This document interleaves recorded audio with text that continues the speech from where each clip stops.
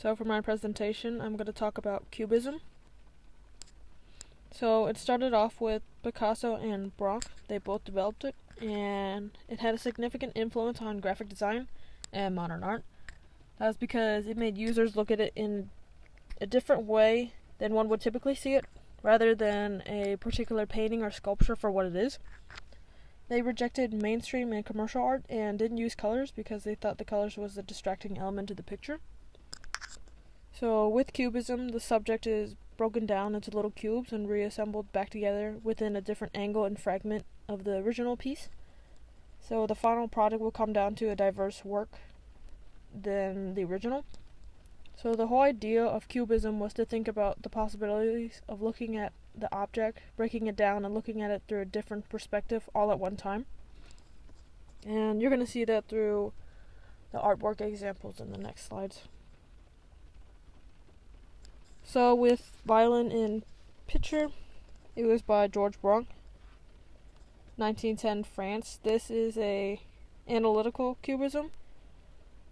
So Braque's subject at this time was basically everyday objects. He focused on quiet compilations of everyday objects. In the picture and the violin is still recognizable, but it's fractured in multiple facets.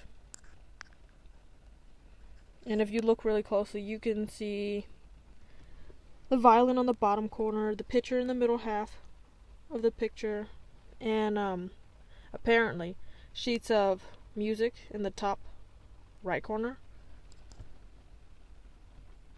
And then the next one, Fruit Dish and Glass, was also by George Braque. It's in 1912 France. This is a synthetic cubism example. He was inspired to make this piece when he went to some type of shop. I'm not going to pronounce that.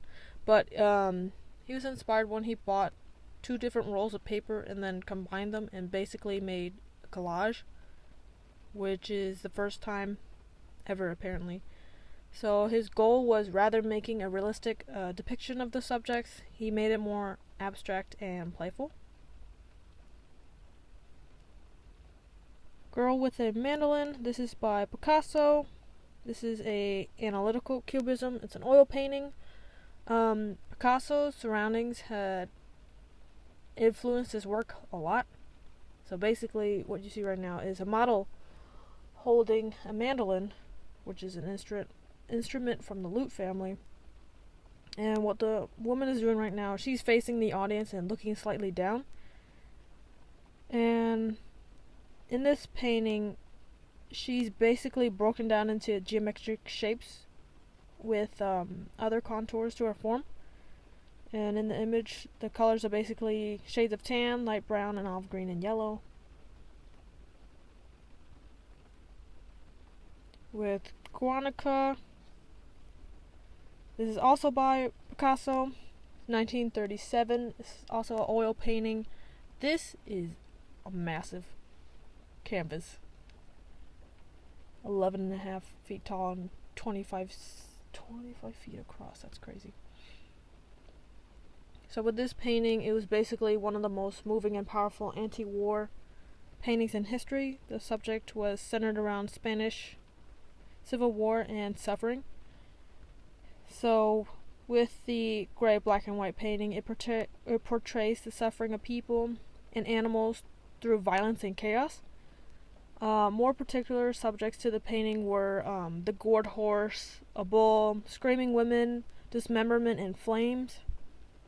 And the painting was a response to the bombing of Guernica. That's a hard name I'm not going to pronounce. This was made in 1907. This was also an oil painting. It was a portrait of 5 nude prostitutes in a brothel. They posed in a confrontational manner, which was not seen very feminine, and they appeared slightly menacing with disjointing body shapes. Not a lot of people agreed with this painting to the point where it turned to a widespread anger and disagreement, but still famous. So the next one is Portrait of Pablo Picasso. This is by Juan Gritz, made in 1912. This is also an oil painting. Story about him. He had traveled to Paris where he met Picasso and Branc and then participated in the Cubist movement. And what he did with this portrait was that he fractured his head and neck and torso into various planes and simple geometric shapes and organized the compositional structure into diagonals. And he basically limited his color palette to cool blue, brown, and gray tones.